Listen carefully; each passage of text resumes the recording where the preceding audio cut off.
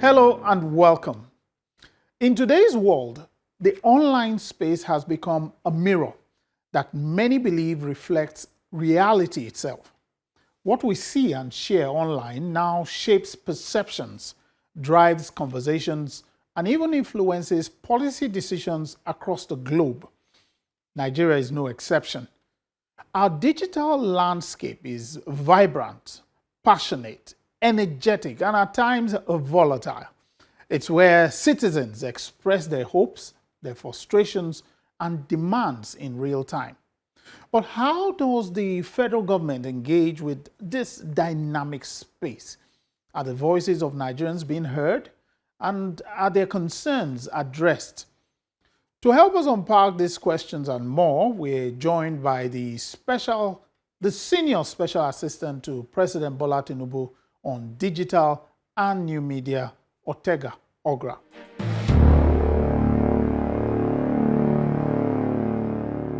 Hello and welcome to Newsnight. Good evening. Thanks for being here with us. I would like to go straight to your background. It's interesting looking through your biodata that you've actually been more in the private sector and you are now in the public sector. I would like to understand how that transition has been. I mean, it's been a wonderful transition so far. My deepest appreciation to His Excellency President Bola Tinubu, for appointing me when he got into office to manage digital engagement, strategy, and communications for his office. Like I say, the basis of communications is the same regardless of where you are. You need to know your customers, like they say in the bank. You need to know the people you're talking to. You need to understand what their nuances are. You need to understand their behavioral patterns. You need to understand what moves them. You need to understand what platforms they interact with, how they want to be interacted with, and build strategies around that to communicate with them. So moving from the private sector to, public life has just given scale to something that I'd always done, for the entirety of my career, spanning international development, the financial services industry, and more recently, manufacturing, So it's basically, taking what I've perfected over time, relationships I've built over time, and applying them for, greater impact, at a national level. Scale is very important in this case. And then you have to also be very, very careful the things you say, how you say it, because even the most well-intentioned statements or word can be misinterpreted or misconstrued by, our citizens out there. So you have to, have multiple levels and layers of validating not just the facts that you're putting out there, but how you're putting those facts out there. So it's been an interesting 2.5 years or so far, and I look forward to doing more for Mr. President because he's well-intentioned. He means very well for the Nigerian people and the Nigerian public. And for him, his entire legacy rests on making Nigeria, the greatest country that it can ever be. Okay, I like where you were talking about the issue of you have to be careful. You have to, check the word, the implication, and all that. Do you feel it's more now than before? Because I think even in the private sector, you still need to watch your... I mean, but is it more now? So in the private sector, especially in regulated private sector, there's a lot of scrutiny, not just from the public and your publics, but also from regulators. Okay. There are things you cannot say. There are ways you can say what you need to say. And the moment you go outside that, the confines of that, then you're looking at penalties, you're looking at, some pushback to your organization. But now it's a free-for-all field. You're working at a national level, the regulation to manage, speech. And that's not to say there's no free speech, but as you and I know very well, you're journalists, for all freedoms, there are limitations to those freedoms. So and we also live in a world now where, facts, are no longer sacred as, the case may be. People are moved more by emotions. They are moved more by, what they align with rather than what is true. And, you know, sometimes people will blame the public for that. But I say, yes, the public have, and when I say the public, I mean we as individuals, regardless of where we are or as a community, we have ourselves to blame for a lot of, you know, the way things are positioned out there. But also, you can't blame people because over time, there's been a trust deficit. So the biggest issue so far has been how do we, you know, narrow that trust deficit, that gap, you know, by being ahead of the news, by being, you know, truthful. Because, yes, again, though they say time reveals all things, you know, back in the days before the social media and digital world that we are today, when you say something that is true, even if the public doesn't believe it, over time, you know, the public aligns. But now, it's no longer the case. So you have to bridge. Without trust, there's so little that can be done, you know, as a public communicator. But we have to keep doing our best. We have to keep supporting, you know, Mr. President and his administration. And, you know, hopefully, you know, things just align.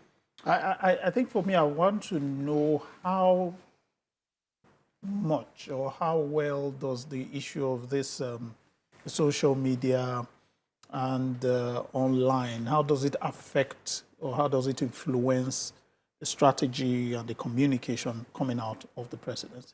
You know, social media is, and the digital space, as the case may be, has turned everything on its head. It's turned the industries on its head. And most importantly, the media industry, where we are today, both from your end as, you know, the purveyors of news, and even from our end as those behind the strategies, you know, pushing out those news. It's been very interesting, for lack of a better word, because today, before you say something, you put out news, your prints come out every day. Yes. So you have a news cycle that was either, depending on what medium it is, either, you know, on radio, maybe every hour, on TV, maybe every 4 to 6 hours, and on print, every 24 hours. That was a normal, regular news cycle. Today, that news cycle, those walls have been broken down. The news cycle is 24 hours daily.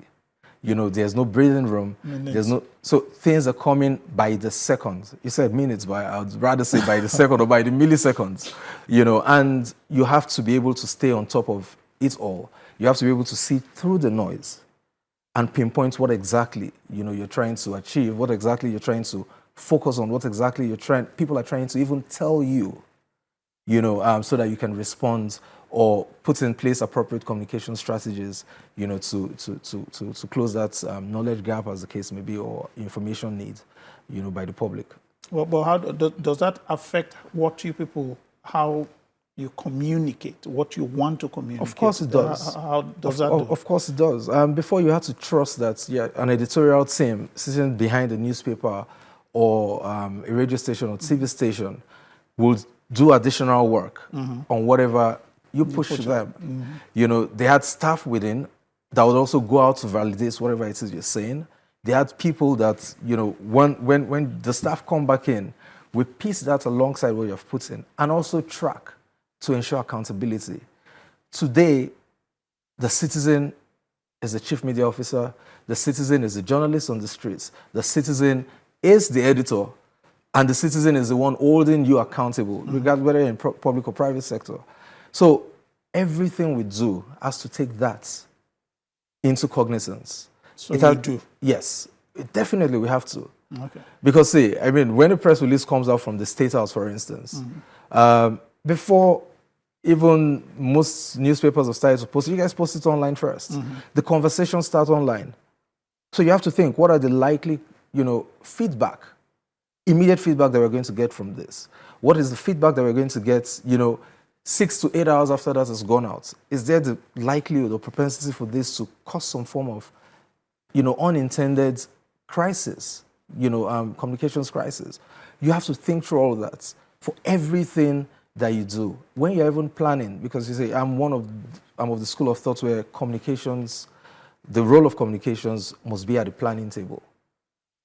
You know, your communication strategist, your media person, your spokesperson, they are not secretaries where you push something to them and they push out. No, they must be on the planning table. When you're planning the policy, through the entire process, because we are trained to see risk. We're trained to think ahead of whatever it is you're doing. We're trained to see things from the eyes of the public and advise, whoever it is we're advising, from our principal, the president, to every other minister or whatsoever, appropriately. And then we're also trained to mitigate those risks before they even happen.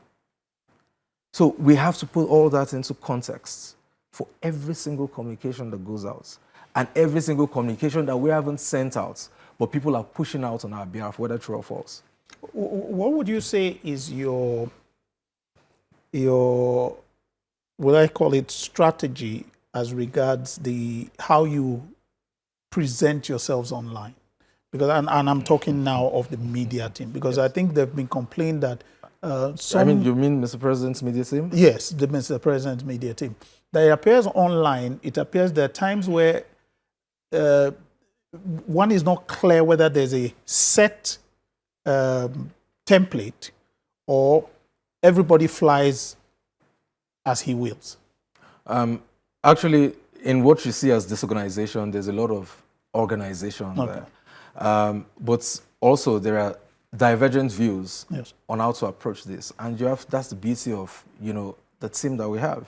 You have to appreciate that everybody has their own individual skill sets. But what is most important is that the key platforms, the key voice that we represent, which is President Bola Ahmed Tinubu, is not misinterpreted or misunderstood in any form. Personally, I'm of the school of thought that every communication must first go through official platforms. And that's why you see when we got in, unlike what you had seen in the past, where those managing the president or the presidency's public communications would rush to put it out on their personal pages first, before you can even see it on your principal's page or on the official pages. And I said, no, that's not how it's meant to be. Because even if you look at the laws governing, and the policies governing, public communications, especially government communications, it's very clear. Once you start to use your personal page consistently to push certain things, it becomes, property of state. And then what happens to the citizen? I mean, any of us can be moved to another role, or we can lose our job, or we can be elevated to other roles at any point in time. The citizen deserves a platform where they can go to and see historical data on what is going on. And so if you say it down, if you go to either the Nigeria Gulf pages or the NGR President pages or Mr. President's personal pages, anywhere you are, or the ASO Villa on some other platforms, you will see, regardless of where it is, as long as you're part of the federal government sitting under the presidency, so that includes FEC, that includes different MDAs and all that, you would always see news on the go as they happen in real time being posted on those platforms, alongside, explainers, videos, and different infographics and the rest. That's on the issue of passing the information. I'm asking in terms of your personal engagement. Somebody makes makes an inquiry, the way you respond. So the thing is, we actually have a presidential communications team that meets every week. And as the case may be, if there are ad hoc issues that comes up, we sit down together, we analyze it. And where we cannot sit down, we have our e-meetings, we analyze these things and decide, okay, how best should we channel it? So even when you see an official response to something like that, you still see individuals who have been tasked with responding more often than not, provide responses to this thing. People don't need to see the work that is going on behind. They just need to see the results. But let me say something. Human behavior and responses to things are very subjective. Regardless of what is put out there would always be a section of people that would have either something negative or positive to say about it. What is most important is not acknowledging what those people are saying about how you have gone about managing, whatever situation it is, but it's our own responsibility to take that feedback and, go back, look at it, and see whether it aligns with what we intended to achieve. So we're not just communicating most times. It's an entire loop. You know, information goes out, feedback comes back. We plug that feedback into our own models, into our own strategies, and see whether there's any significant effects, you know, or there's need for us to make any significant change to Or how, just, you know, we are responding. okay, let me go to one thing that I think is a concern for a lot of people, and it's where you play. Online right now, across the world, the concern is about fake news, is about misinformation. And that's before we come to the issue of AI. You understand? Yeah. Now, how do you, what's your take? Because this is where you operate. Yes. What's your guiding principle as you operate in this space, especially coming from where you are putting something out?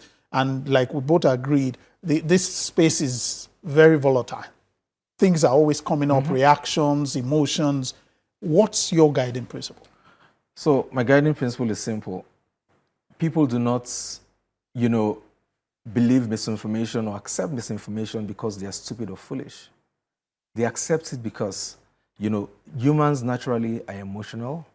Humans naturally gravitate towards, you know, what they have some affinity for, you know, or what they do not like, you know, regardless of whether it's true or false. And then today, these platforms that you mentioned reward speed over accuracy. It rewards, you know, engagement over facts.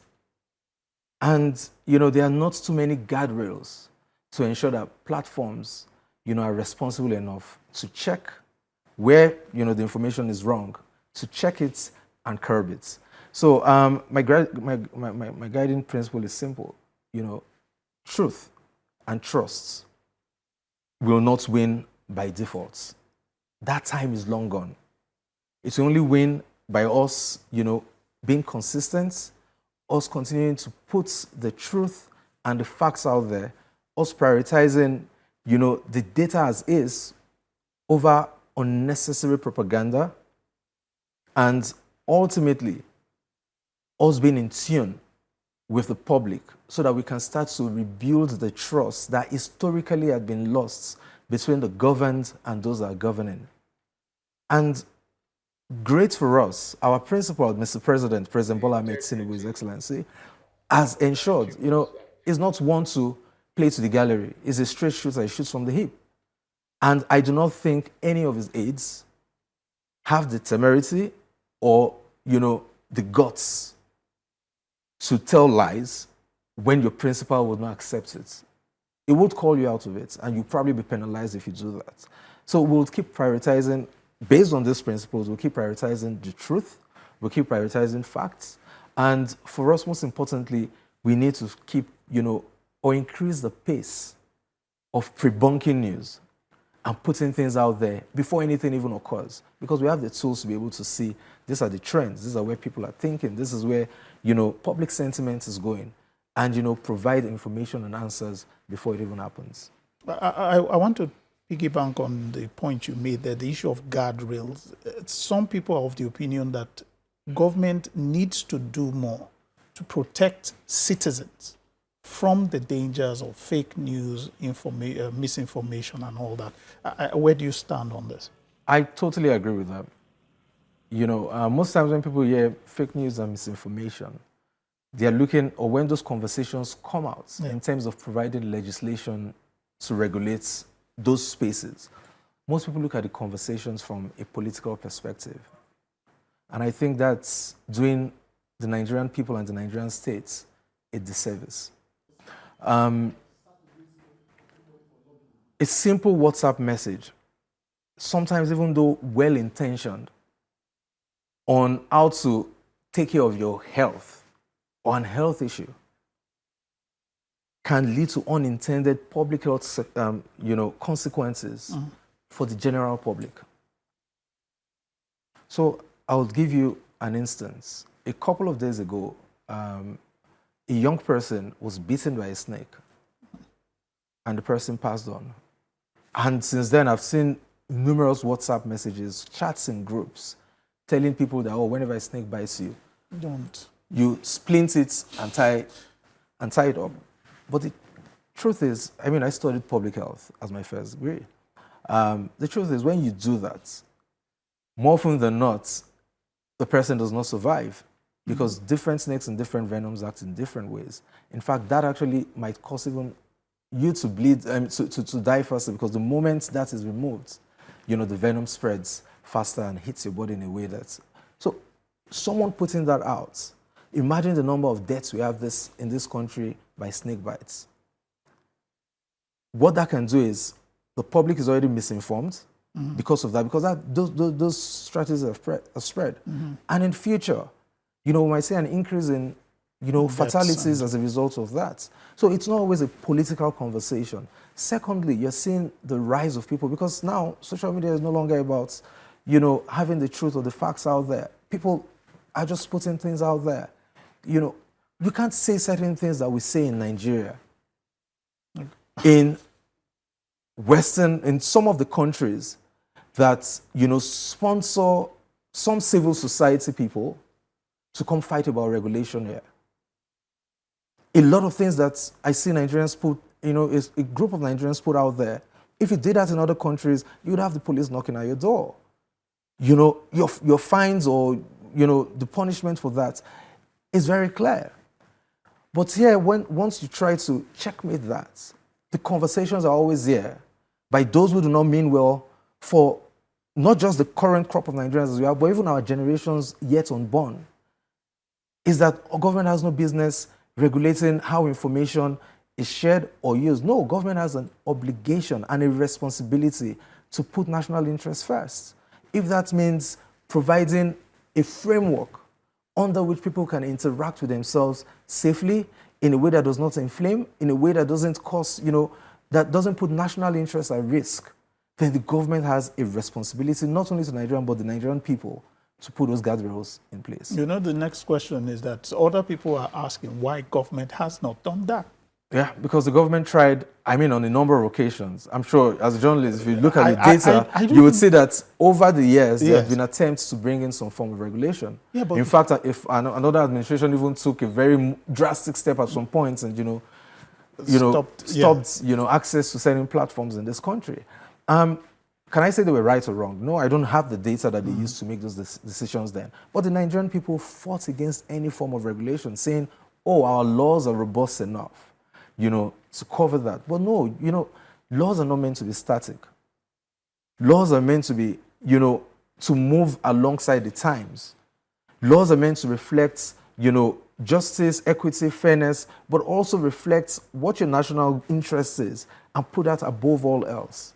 So as platforms evolve, especially in the media and in the media space, it is very important that the government, takes that responsibility of creating appropriate laws to, to manage these new platforms, these new, and in some cases, a clear and present danger that we all acknowledge, but no one seems willing to, push forward and saying, oh, we need to fix this. Well, I'm happy that, finally, something has passed in terms of the Cyber Crimes Act, and then you have a lot of, other, like NITDA, for instance, has their guidelines and policies guiding, the use of all these platforms for communications and other things. So I think Nigeria is, we're moving forward well, we're doing well in this space, and I think the world has a lot to learn from us in how we've managed this so far. Well, a lot of people have a problem with that Cyber Crimes Act used for that. But let me leave that. I think I need to address that. I think what we need to start telling Nigerians is when your laws are being made, as a citizen, you have a responsibility to follow through the proceedings at the National Assembly. Okay. It's not for laws to be passed and you complain. In the process of making a law, there is room for you, regardless of who you are, as a Nigerian citizen, to engage the National Assembly, to put in your own comments, to put in your own submissions. And that is considered by people that, different sections of the countries have elected to go into those places to speak on their behalf. So when you are participating, participative governance, when you participate in that process of making laws, I think chances are that you can nip things that you don't want as a collective in the boards before it even happens. Yeah, but some will also tell you that's why there's room for an amendment. Yes. A situation where a law is passed and in the application, it becomes clear that it may have unintended, or if people feel it may be stretching their rights or whatever, they can still say, bring that up. And I think that's a long where some people... Of course, and we are seeing that happen very, very often in this administration. Yes. Well, a lot of amendments going to laws have already been made, but that is because you have a listening president in the person of His Excellency President Bola Ahmed Tinubu. And, you have a National Assembly that is willing to put aside their differences with the executive and work in the best interest of Nigeria. I'd like you to... We're still on that issue of misinformation, disinformation. Yes. From where you sit, you're in the highest office in the land, you're trying to get news out, and on your landscape, the online landscape, have you had any real life experience where there's been a fake news or misinformation, and how did you go about resolving that? I mean, we have it every single day. Oh, you have it there. Of course. I mean, because that's just the way things are at the moment. But I think I would use an example that has actually worked. And I would use something that is very close to Mr. President's heart, which is the student loan, NEL fund, as the case is. I remember when we came in, that was one of the first laws that were passed by this administration. And from the moment that law was passed, we started getting all sorts of, takes and news on it that, oh, this is meant to disenfranchise, a certain section of the country. This is meant to be this is meant to be that. And we went back to the drawing board, laid out all these comments, laid out all these complaints, and laid out all the fake news or misinformation as the case were, and said, which of this is true? Which of this has any validity to it? And which do we need to work on? Within a week, the act was back on Mr. President's table with a lot of amendments made to them. Not necessarily because, fake news was spread or anything, but because even within that noise, we had certain truths that were popping out. And we added it to it. Even then, you still had people tell a section of the country not to participate. And we saw that in the early day numbers, where a section of the country, you had very limited people applying for the loans and all that. And that was simply because, like I said earlier, the misinformation is easily believable, and they believe that. But guess what? The most important or the best way to win over a distrusting public is by doing the work. That is the story of this administration. We focus on the work. President Bola Ahmed Tinubu is laser focused on the work. And we get things done. And that is what NEL Fund has done. Kudos to Mr. Sawyer and his team. They've done exceedingly well. They started out by putting information out there as quickly as possible. The number of students that have enrolled, the number of students that have registered, those that have accepted the loans, the schools that have been involved, how much has been given to the schools. What that did, remember I said something earlier about bridging the gap of distrust. What that did for the entire students' loan scheme was show people that this government, at least on this thing, is willing to be accountable to the public. And when people began to see the numbers rise, even those that believed the false news initially became converts and started to apply. Today you have almost 1 million people, young Nigerians, who have registered for NEL Fund. A lot of them, more than half of that number, have received one form of support or the other, from paying off their school fees, to an upkeep allowance whilst they're in school.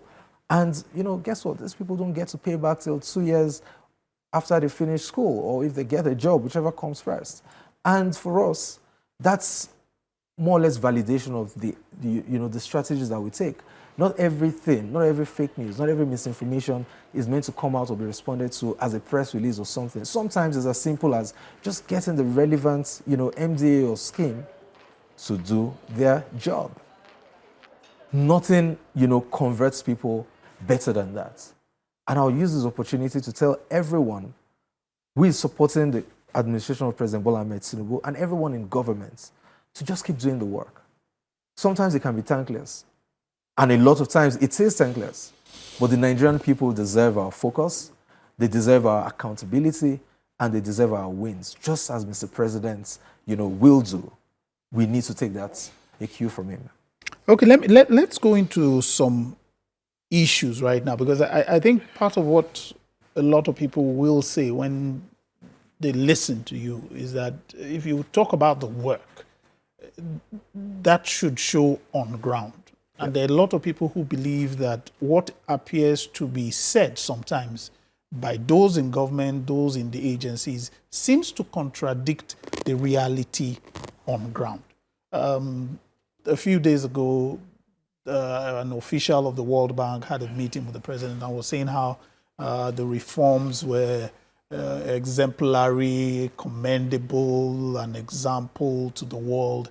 And a lot of people took offense to that and was like, which universe is she speaking from? Because from their perspective on ground, it appears that there's a contradiction. How do you, in the communication team, get across to Nigerians 2 years down? It appears that message is not getting down, that look, what is happening? Because what it appears they're reading and seeing online from government is at variance. I really do like your choice of words. Yes. And I love the fact that you use appears. Perception. Yes. Is a very, very strong tool in the hands of those who want to do good and also those who want to discredit. And they say perception drives a lot of things. Okay. Whether it's true or false, people's perception of something always drives that. To get to know where you are, you need to know where you're coming from. Are we a fast-moving, have we turned the tide in terms of our economy, in terms of the way, business is being run in this country? Yes, we have. Our price of foodstuff, lower, considering where we were as of 2023 coming in and the economic factors that surrounded us. Have things gotten cheaper instead of becoming more expensive, whether it's a bag of rice, a bag of pepper, and these are things that you can go and verify, or even before we finish this conversation, and come challenge me on that. Have they gotten cheaper? To a large extent, yes. Headline inflation has dropped, food inflation has dropped, and all those things. But are we communicating that very clearly to the people? And are they getting the message? I was getting there. Yes. Because it's one thing to communicate, it's another thing for people to get there. I would say I'll give us 60%. And why it's interesting and why I was smiling while you were asking the question is, only 2 days ago, in the presidential communications team meeting, this was something that we discussed. And what we have seen is the president has done, President Bola Ahmed Tinubu has done an excellent job in stabilizing an economy to the point where even those that said by today, as we speak, Nigeria will be in a worse off state, are coming into this country to praise our work. The world is saying it. What does it pay the World Bank to come or the IMF to come and lie on behalf of the Nigerian government? It does nothing for them.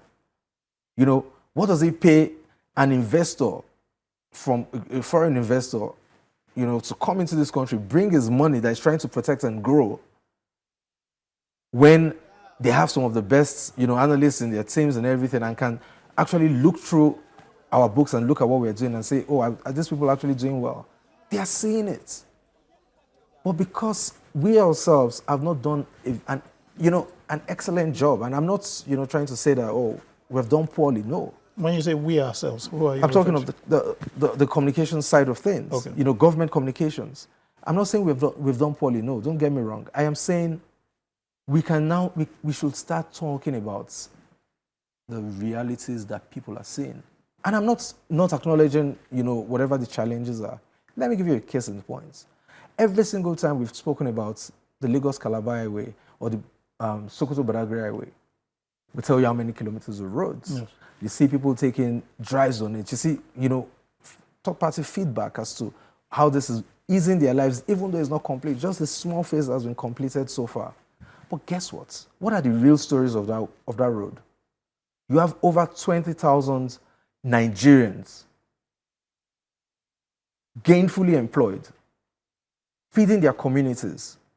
People that had no jobs, many that would, have to wait, okay, maybe a job comes up, they get maybe one job in every month or every 2 months, across different fields, artisans, educated engineers, across different fields, white collar, blue collar, working on that road. And that's minus the indirect economy and jobs are being created and sustained by the Lagos-Calabar Expressway alone.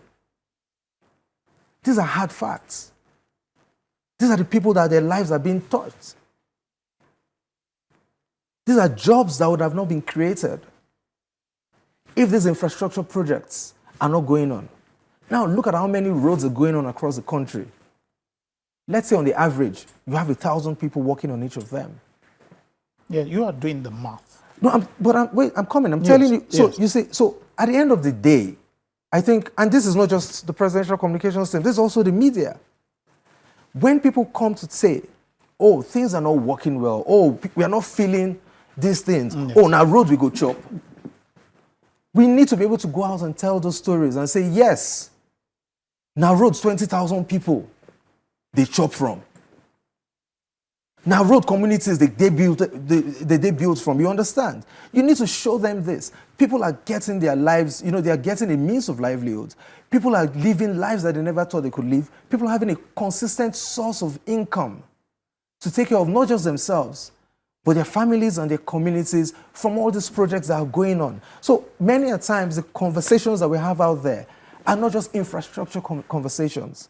They are deeper conversations than that. They are real life conversations, economic conversations. So I think the time has come for us to just stop talking at the top level because people cannot see and feel that. Mm-hmm. But people can see and feel the fact that, oh, a bag of rice that was 110,000 as of December 2023, in some places 120,000, came down in the last 18 months, to between 55 and 75,000 naira. People can feel that. Their pockets can feel that. So there's more work for your team. There's more work for our team. For government communication. And there's more work for you as the media to do. To also stop focusing on those things and go find the real stories. Let's go back to how media used to be. Oh, it's back to the media. I said it's a joint thing. Of course, let's go back to how you used to be, where you were pursuing the news, you were pursuing human angles, and not just to, because I say it happen a lot of times, even in the media space.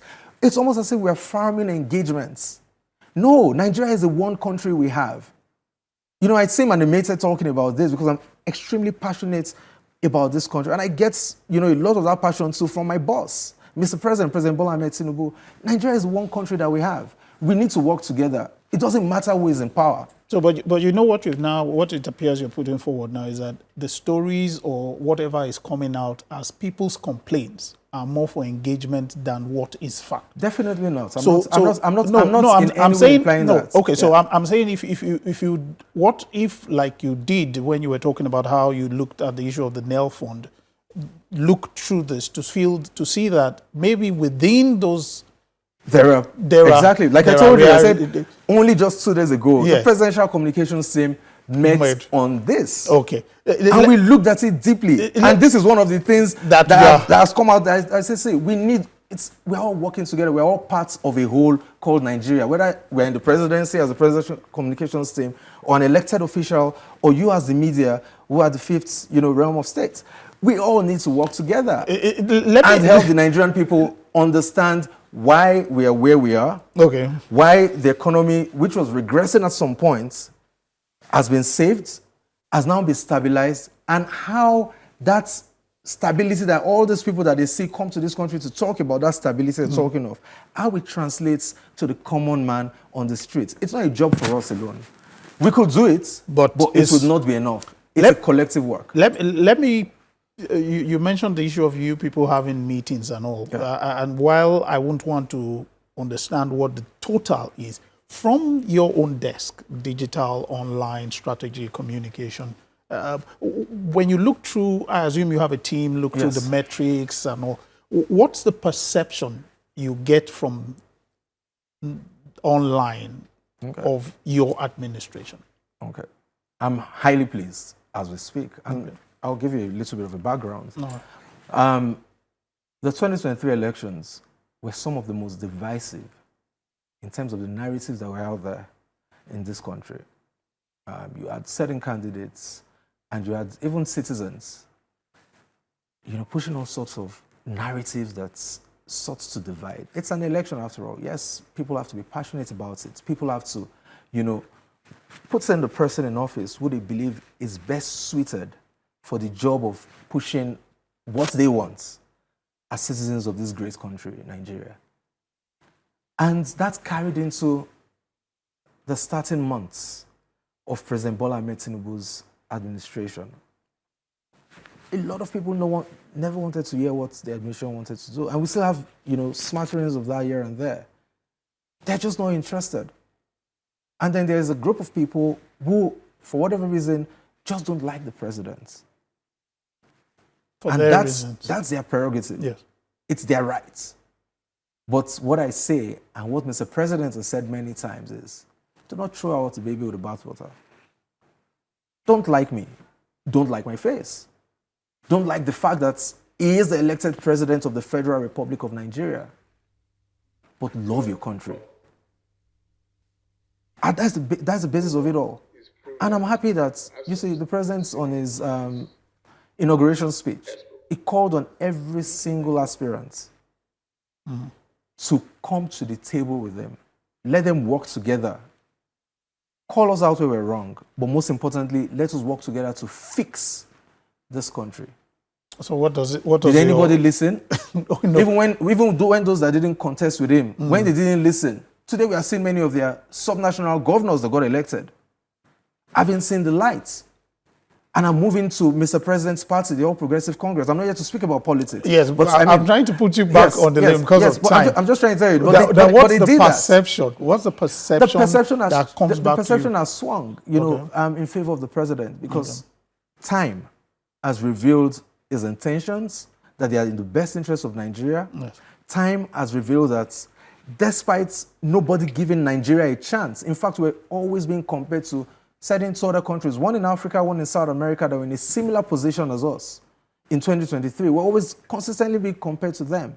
But guess what? Which is the only country of the three that has not had to go look for a bailout from international finance organizations? Nigeria. Which is the only one of the three that has been able to not only beat down hyperinflation, but ensured, stability without loss of jobs, either in the public sector, as they would think, or as the other countries have done, or in the private sector. Nigeria, which is the only country of the three, has been successful in refinancing a lot of his, very high interest rate loans. Nigeria. Which of this, despite doing all this and paying back their debts, has been able to provide more disposable income in Nigerians' pockets, in the citizens' pocket. Nigeria, and how, this last point, how have they done that? Nelfund, for instance, parents no longer have to bother about, paying their students' school fees. There's more money in their pockets. Yes. Some parents, yes. Because not everyone is in need of student loans. Yeah. So they do that. They have more money in their pockets. The tax laws went into effect 1st of this year. That's more money in the pockets of majority of Nigerians who used to be, because before the tax system was taxing the poor. But today, I've seen a lot of comments online and everything. People are saying, oh, they've received their pay, and they've received their pay slips. Yeah, without a lot of companies increasing salaries. But you also see more money is coming into your pocket. You also see the comments that wonders what government is doing about the issue of security, what government is doing about other issues that they feel. Security, even like you mentioned, even as much as you put it out there, government is doing a lot. Some of the indices appear to show a favorable move. But people are still having difficulties economically. True. So what else do you get when you go through the metrics and go through your own data? So for me, it's very important that whatever you see, either by just looking online or looking at our data, you triple validate, like I said earlier on. On the security issue, In as much as we have done a lot of investments into the agricultural space, one of the reasons why we have foodstuff becoming cheaper in this country in the last 18 months has been the fact that over 2 million Nigerians who were once internally displaced across various theaters in this country have been able to successfully return home and to their farmlands. Now, please do not get me wrong. I am not trying to minimize, or not acknowledge what people are going through in certain areas of this country. But I want to also use this opportunity to thank every single gallant man and woman of the Nigerian Armed Forces who are laying down their lives by the minutes, a day, every day, for us to be able to sit down in this studio, for you to be able to watch me from your home, as we're talking. I want to thank them because it is not easy being in the Nigerian Armed Forces. And they are doing everything, laying down their lives for us. But it is also Mr. President's promise to Nigerians.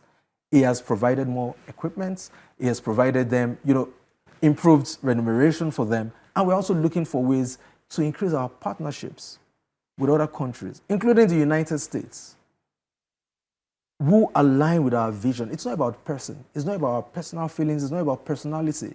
No, it's about Nigeria. It's about aligning with those that see our pain, aligning with those that see our shared pain. Because what is happening in Nigeria is not limited to Nigeria alone. It is a global pain that is being felt across different countries of the world. I need to round up, but Yes, I would like to round up on this note. On your space, there are a lot of Nigerians still who believe that their voices don't matter. They feel they're not heard. Young people think this country does not, they look at you, you're a young person in government, and this administration appears to have a lot of young people places, but a lot of Nigerians feel their voices don't matter. If you were to talk to them today, what are you saying to them? It is very simple. Dear young Nigerian, your voice matters. It's as simple as that. My job as a young person in government, aside my professional role, is also to be able to have a minority report.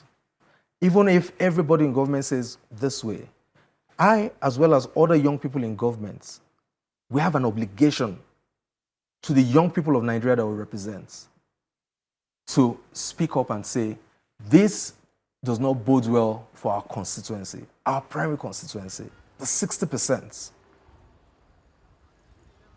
We could be a nation of our own, of young Nigerians. But we are here by design and whatever. But your voice matters. And government Keep talking. Keep holding us accountable. But let us, shun criticism, unnecessary criticism. Let us work together. You can make a complaint. You can bring up an issue without necessarily being negative about it. At the end of the day, at most, Mr. President has 8 years in office. Someone else will come in. At most, and then what happens? You have yourself, you have your children, you have your unborn kids that's still going to come into this country. So we need to work together, keep raising these issues, contact us, reach out to us any way you think is necessary. But let's do it in an atmosphere of construction, in a constructive atmosphere. And I think Nigeria will be better off for it. Okay, I'd like to thank you very much. It's been an interesting discussion. Thank you very much, Thank you for being our guest. Thank you very much. Have a wonderful evening.